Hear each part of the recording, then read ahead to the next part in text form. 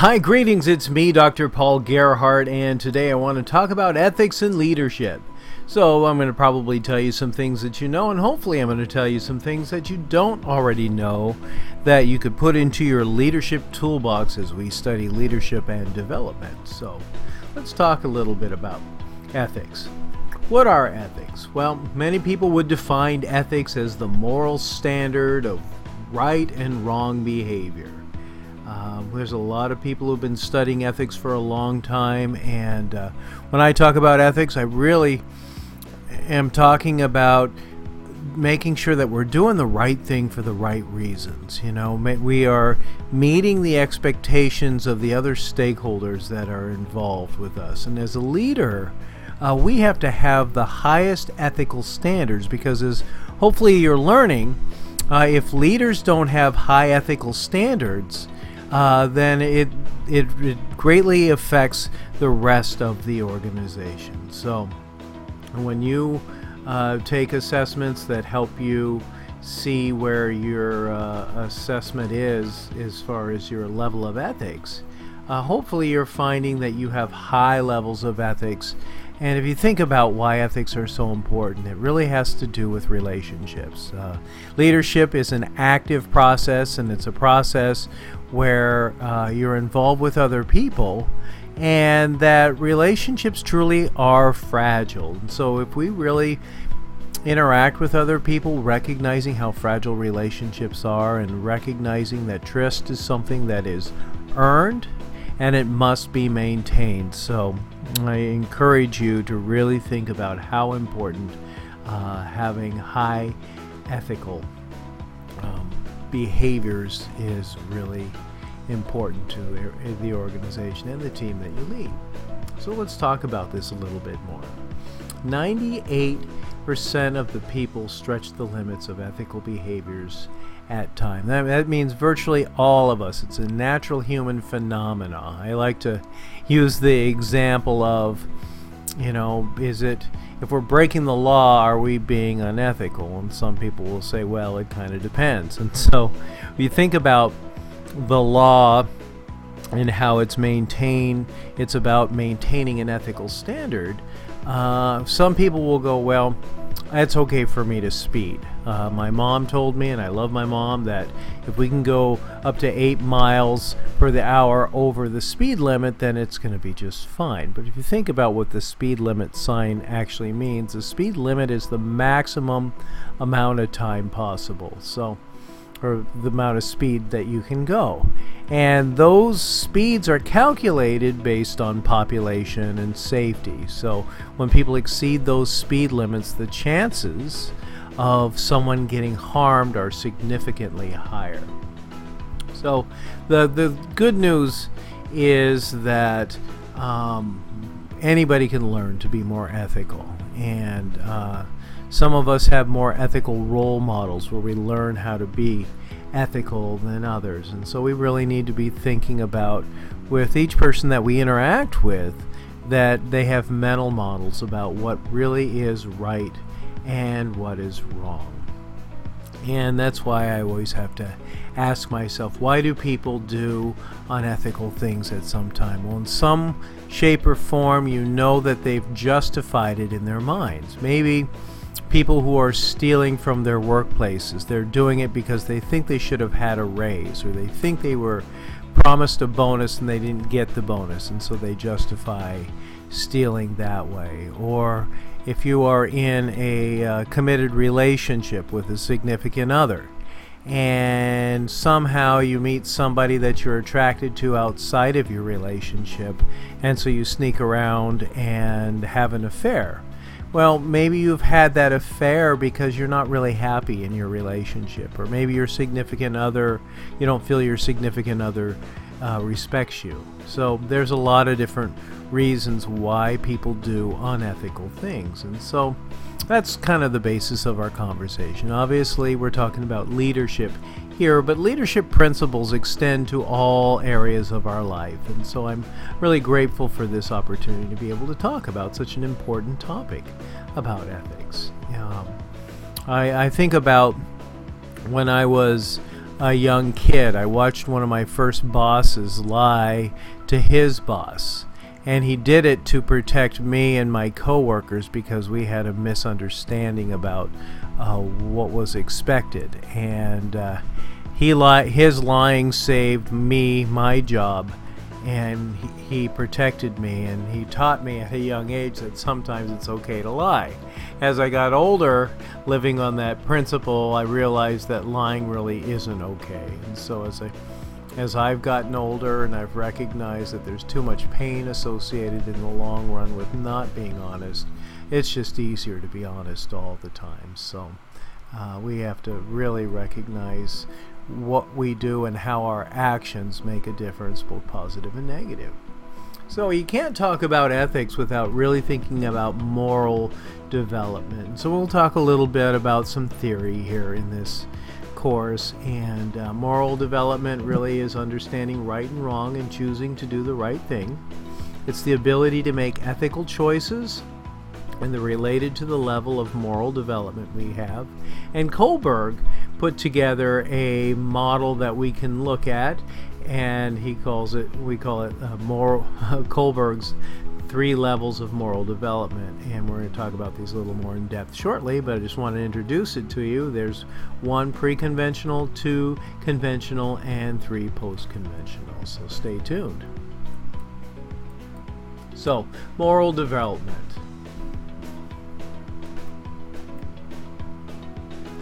And ethics. So it's funny about ethics.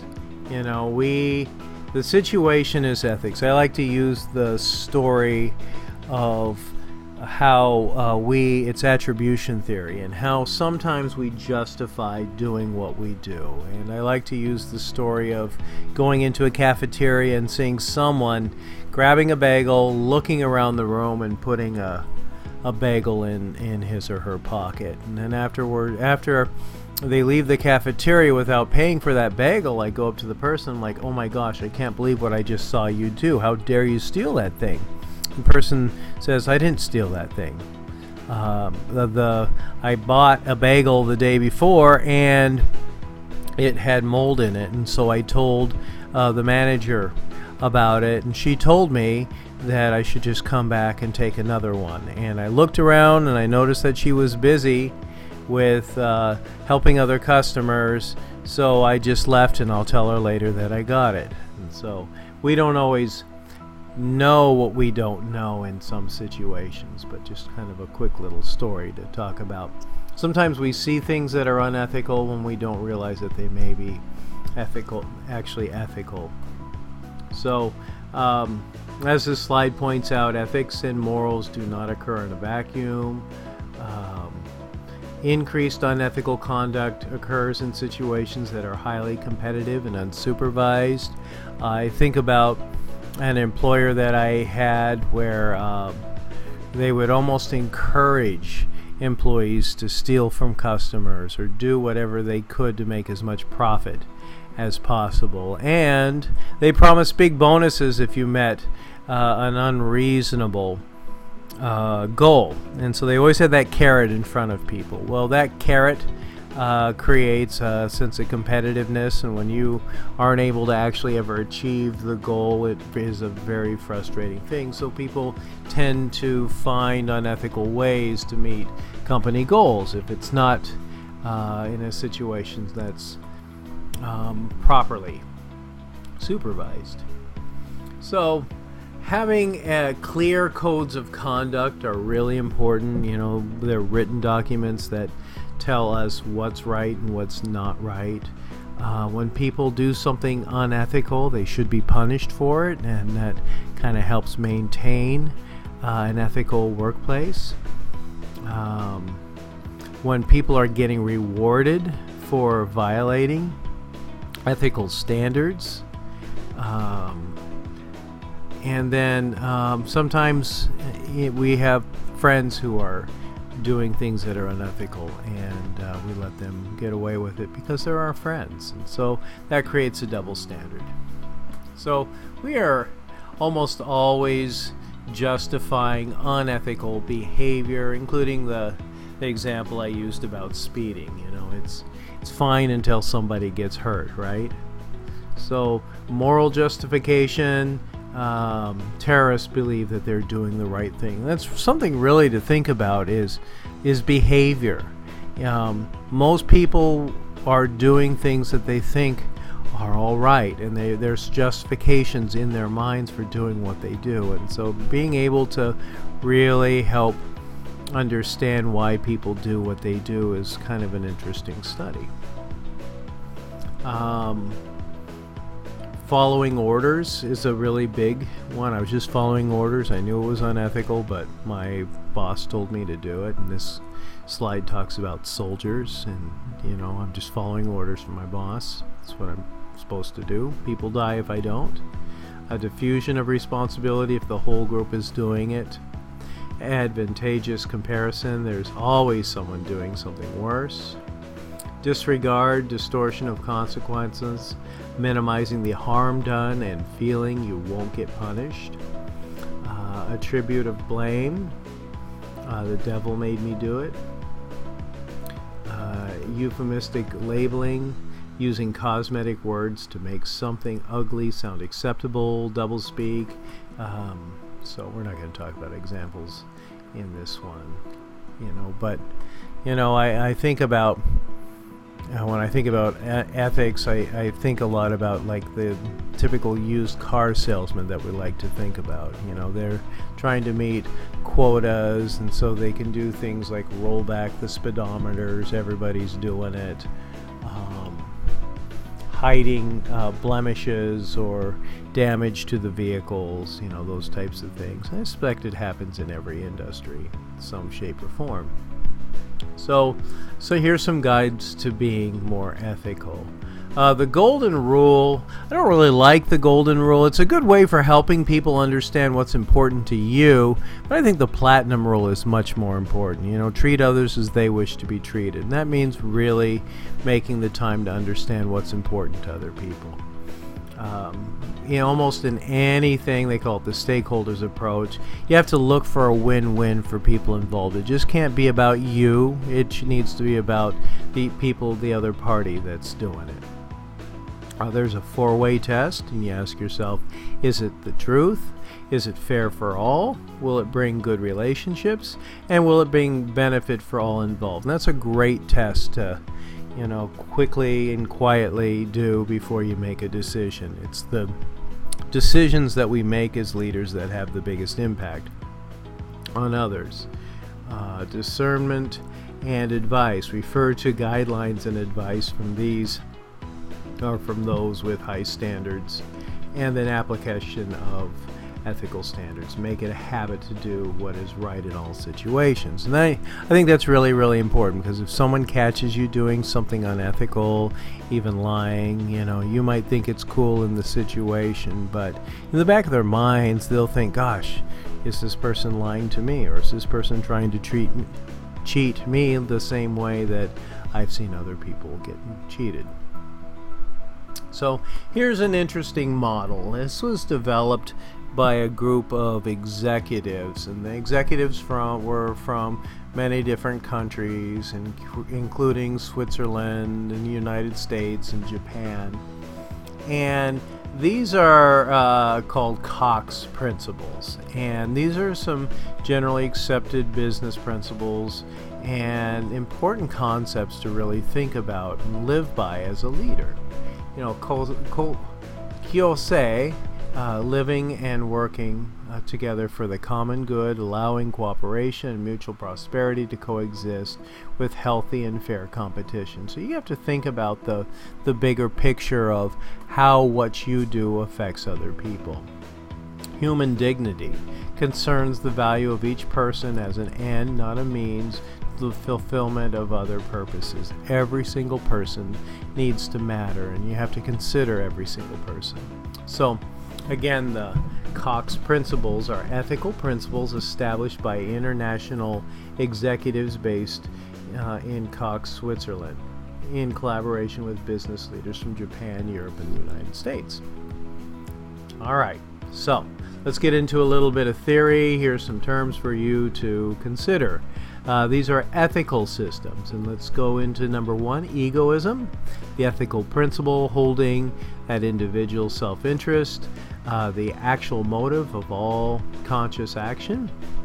Utilitarianism, the ethical system stating that the greatest good for the greatest number should be the overriding concern of the decision makers. Relativism, the philosophy that bases ethical behavior on the opinions and behaviors of relevant other people. And then finally, virtue ethics, perspective that what is moral comes from what a mature person with good moral character would deem right. So again, this is a video. If you wanted to pause the video and write these things down, you certainly could. Alright, so I teased you a little bit about Kohlberg's stages of moral development. So here it is, and you may want to just pause the video and write these things down if you're trying to learn different theories and put them in your leadership toolbox. So, the pre-conventional stage. Make decisions based on immediate self-interest. And the example, you take a flash drive home from work because you need one and you don't want to pay for it. Conventional stage. You make decisions that conform to expectations of groups and institutions like family, peers, and society. And the example, you think about taking the flash drive home, but decide against it because it would not look right. And then finally, the principled stage. You make decisions based on self-chosen ethical principles. Examples, you do not consider taking the flash drive from work because you believe that would be wrong. So I like these examples, and I'm not here to judge you, you're obviously watching a video, but think about where are you in any of these different situations.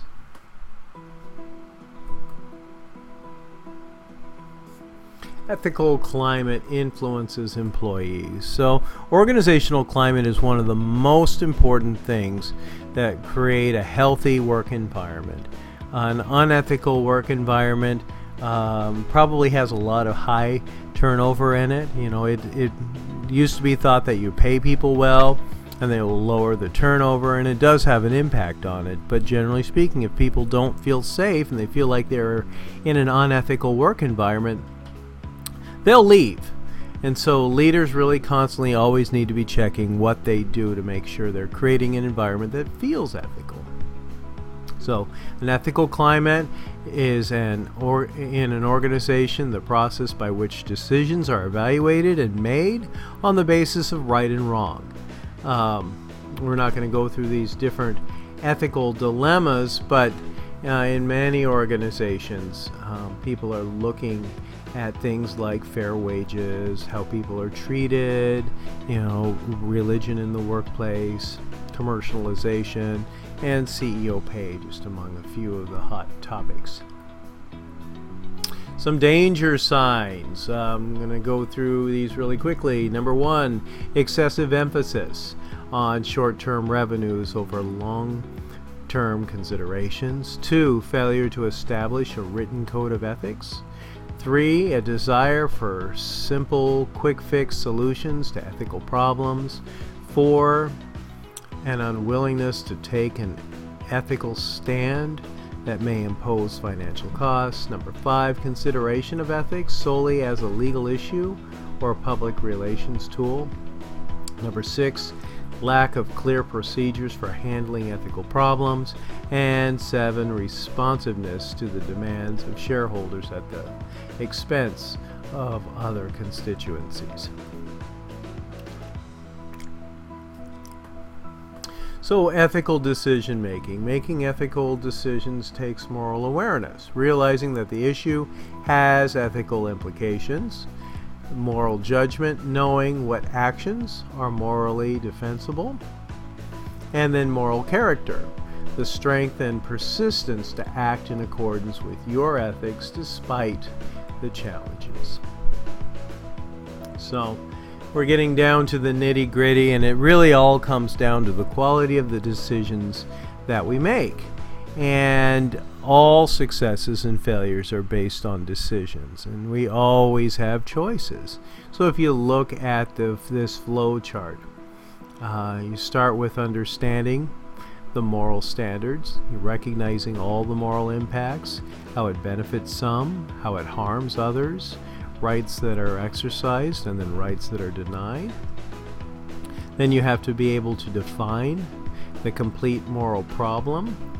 Then determine the economic outcomes, consider the legal requirements, evaluate the ethical duties, and then propose a convincing moral solution. So again, it's video. You can, of course, write this down by pausing and taking time to write this model out. Final slide that I have for you is about global ethics. We are in a global marketplace and things are constantly changing. As a matter of fact, organizations need to continue to change, and if they're not taking a look at ethical standards and clarifying ethical standards and redefining how things are done, it could greatly affect the success of the organization. So globalization presents challenges for national, multinational corporations. Different countries have different levels and standards of ethical behaviors. Relativism is about decisions made based on the standard of that country. And we have to know that some countries think bribes are okay and are common practice, so we need to make choices. Universalism is an idea that one standard fits all and that we are striving to attain this standard. So I've given you a lot to think about with ethics, and I hope this video has been helpful to you in some shape or form.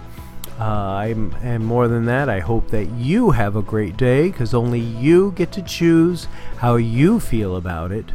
I'm Dr. Paul Gerhardt. Thanks for watching.